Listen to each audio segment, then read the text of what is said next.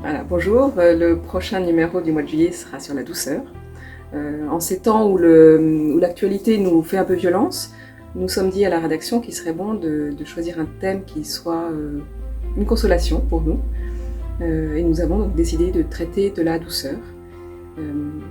Parce que l'actualité nous montre que ce sont les forts qui essaient de s'emparer du monde, alors que nous avons voulu affirmer dans la revue que le monde, en conformité avec ce que dit l'Évangile, que la terre appartiendra aux doux.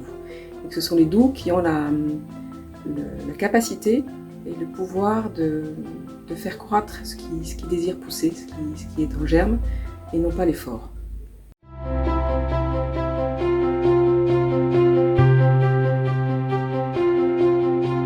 Pour commencer, il nous a semblé nécessaire de réhabiliter cette qualité qui est un peu décriée ou un peu dévalorisée.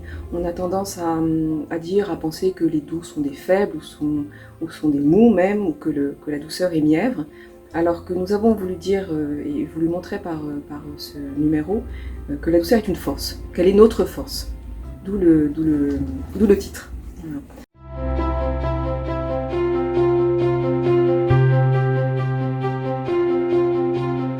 Alors pour expliquer ce paradoxe apparent de la douceur qui est une force, le numéro nous fait traverser nos réticences successives devant cette qualité qu'il nous faut apprendre à exercer.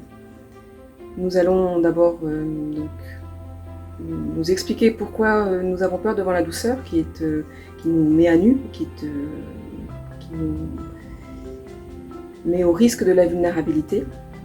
Et puis nous allons ensuite traverser l'Ancien Testament, qui nous parle d'un Dieu miséricordieux et bon pour son peuple. Nous allons donner la voix au Père de l'Église. Nous avons un très bel article qui nous fait un portrait de Jésus, un Jésus doux et fort. Nous découvrons aussi Ignace de Loyola, à l'aune de la douceur.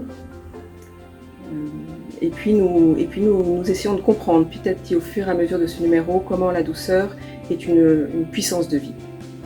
Et ensuite, pour nous exercer à la douceur elle-même, nous avons demandé à des écrivains, des poètes, d'écrire des articles pour nous, pour goûter la douceur dans l'exercice de la lecture. Donc, nous avons un article introductif de Sylvie Germain, un article d'Yves Roulière, qui a été l'ancien rédacteur en chef adjoint de la revue Christus, et qui nous a offert 2 très beaux textes poétiques, car la douceur aussi s'exerce dans la lecture.